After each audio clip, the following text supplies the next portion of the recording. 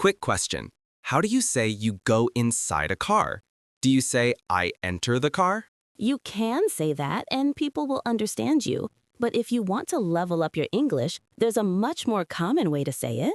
And it uses the verb get. In the next 10 minutes, we're going to show you 5 basic verbs you're probably using now, and the get phrasal verbs you should be using instead to sound more fluent. First up, enter. That's right, Ben. If you are still using verbs like enter, exit, or recover in daily conversation, you are missing out on an enormous part of how native speakers actually communicate. We call those dictionary verbs, but phrasal verbs with get are conversation verbs. They are the essential link between intermediate English and fluent English. And we are starting with the most basic yet most confusing area, travel. Let's look at the basic verb enter. If you want to enter a vehicle, we almost never use that verb. Instead, we use get in or get on. This is where the simple rule comes in. Think about movement. If you have to bend down or physically lift yourself to get into a small space where you can't stand up, you use get in. Think about a car, a taxi, a small boat, or a helicopter. You get in the car. Correct. So Anna, if I call you and say, I'm ready to leave, you might tell me, okay, I'm heading out now. I'll just get in the car. Notice how fluid that sounds compared to, I will enter the car. The opposite is get out of. I get out of the car when I arrive. The preposition of is essential there. Exactly. Now let's look at the second option, get on. We use get on when you can stand up inside the vehicle and move around. Think about public transport. A bus, a train, a subway, a plane, even a large ship. If you can walk on it, you get on it. This is crucial for sounding natural. Imagine you're running late for work. You rush to the station and text your friend. The train is here. I'm just about to get on. You don't say, I am about to enter the train. It sounds like you're reading a manual. The opposite here is simply get off. You get off the train when you reach your stop. No need for of here, just get off. Let's put these 4 together quickly. I get in the taxi and I get out of the taxi. I get on the bus and I get off the bus. That single rule, can I stand up, is your key to upgrading enter and exit instantly. Now you have 4 new fluent verbs. That is a huge step forward for anyone currently using the formal enter or exit. If you are finding this mini lesson helpful, please take a moment to hit the like button. It tells us we're delivering the kind of real-world fluency lessons you need to make English your easy daily win. Speaking of wins, let's move on to our next major upgrade. We are moving from the physical world of travel to the emotional world of challenges and recovery.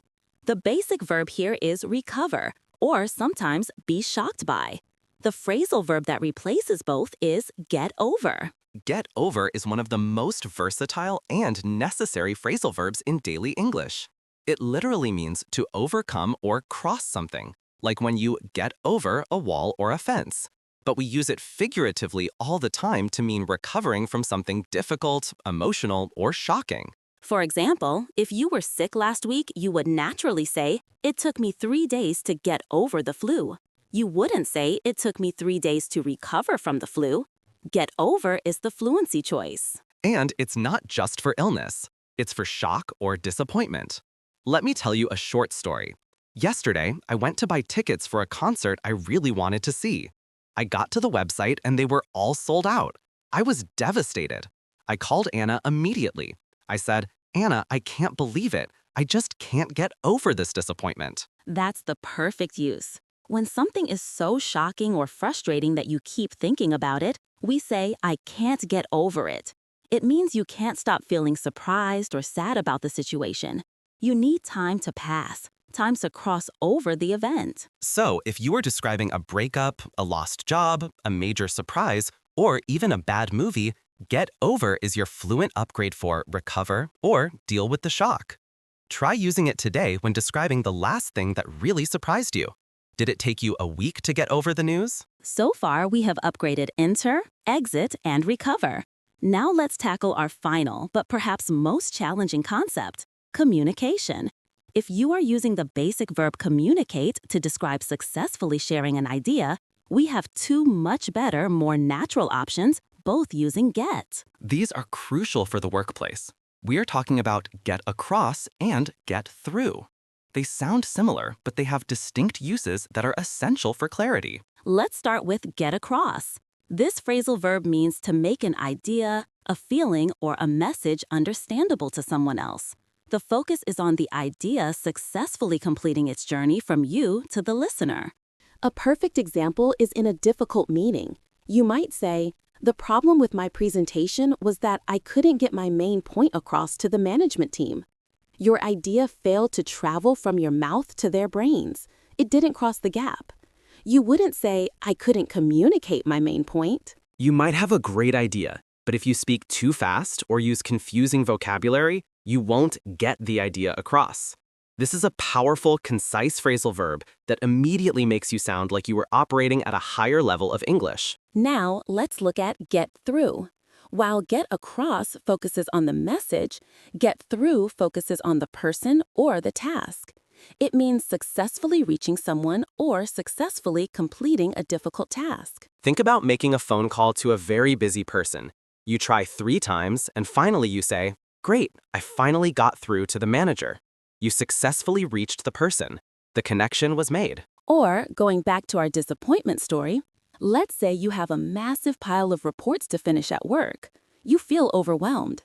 When you finish them, you tell your coworker, "Wow, that was tough. I finally got through the whole pile." You endured and completed the difficult task. The core of get through is finishing something difficult. It could be an exam, a long meeting, a bad period in your life, or a large task at work. This is the fluent replacement for complete or endure when the effort is high. We have covered so much ground today.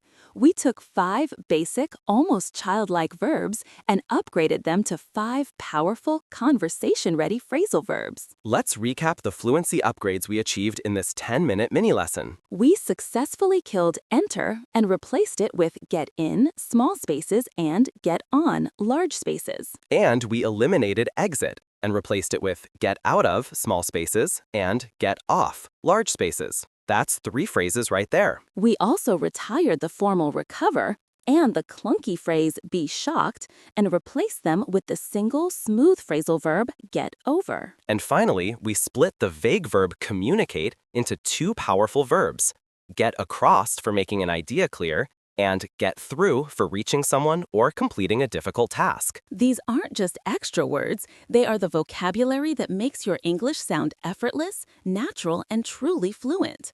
You have the choice now. Stick to the basic dictionary definitions or start using these get upgrades today. Now that you know the mistake to stop making, the next step is practice.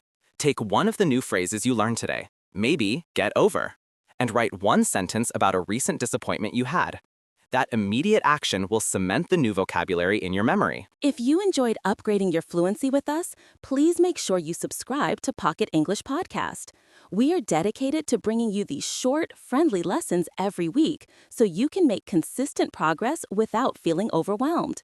Hit that subscribe button and turn on notifications so you never miss a chance to sound more natural. Thank you so much for spending your time learning with us. Keep practicing these get verbs. They are the secret to unlocking true everyday fluency. We will see you next time.